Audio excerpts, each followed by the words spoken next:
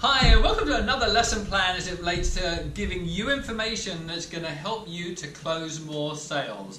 And nothing more important than the questions you ask. So I want to go over a framework that supports great answers to the questions that you're going to be asking once you've gone through this lesson plan.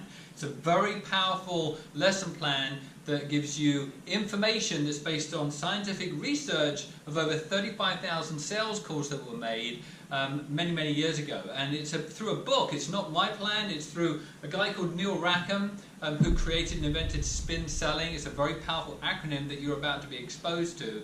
And what this really was a framework that supports great answers that Neil had ascertained was being utilized to some degree by the top salespeople that he actually went out with. So he went out literally with 35,000 people, did 35,000 sales calls, and ascertained over those 12 years of doing those calls that there is an actual process and a questioning process that the top performers were utilizing. It does relate to high value sales, but I've used it in sales that are for a $100 item, never alone a $100,000 item.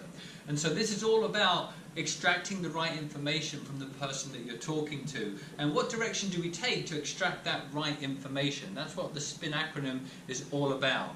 It was developed by Neil simply because he was given the job before he started this by a vice president of sales to come into their company and ascertain what the top performers were doing and why they were the top performers, so that the vice president could start to incorporate some of those elements into the average or low performers to increase their performance. And what Neil came back with was answers to that vice president that the vice president really didn't want to hear. The vice president wanted to hear that it was all about closing harder or handling objections or doing things in a certain way that were that vice president's beliefs. And what Neil came back with was like, it wasn't any of those things, it was the questions they were asking.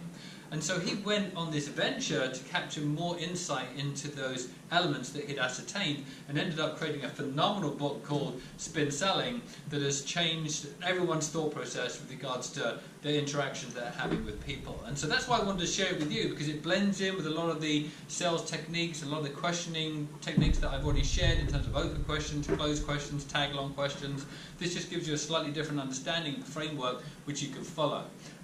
So it's all about the acronym SPIN.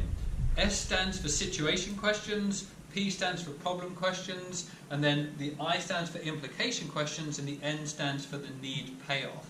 And they don't have to be thought of that when you're talking to a client or a customer that you have to go through the S and then the P and then the I and all of that process. You're going to blend them according to the type of conversation you're going to be having. But let's touch on each one of these, because one of the things that is critical, remember, is that we're always focused on what's the interest of the person that we're talking to. And situation questions are typically the questions that are not necessarily of value to the person, but they're of value to the salesperson. So we want to make sure that we've done as much of those fact-finding situation questions have been covered before you meet with the main decision maker. Otherwise, we don't want to bore the decision maker. So that would be your reassignment to reassign, or your homework to make sure that you've captured certain information about their current situation.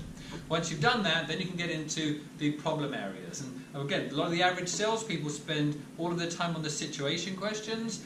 The highest performers spend their time on the problem questions. So that's where we want to make sure that we're spending our time, is on the problems that then lead into the implication of those problems, and then what the need payoff is of once you've resolved the implication. And so let's touch on this a little bit more. Again, S stands for situation questions, that's background creation. P stands for problem questions, that's areas of dissatisfaction or difficulties that the potential customer you're talking to is having.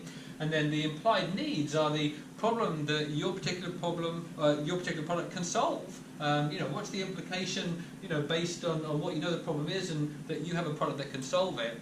And then the need payoff is all about the fact that you can show that you can actually meet their implied need. You can meet the situation of what the problem is that they're experiencing, what the need is out of that, and then you have something as a solution for that.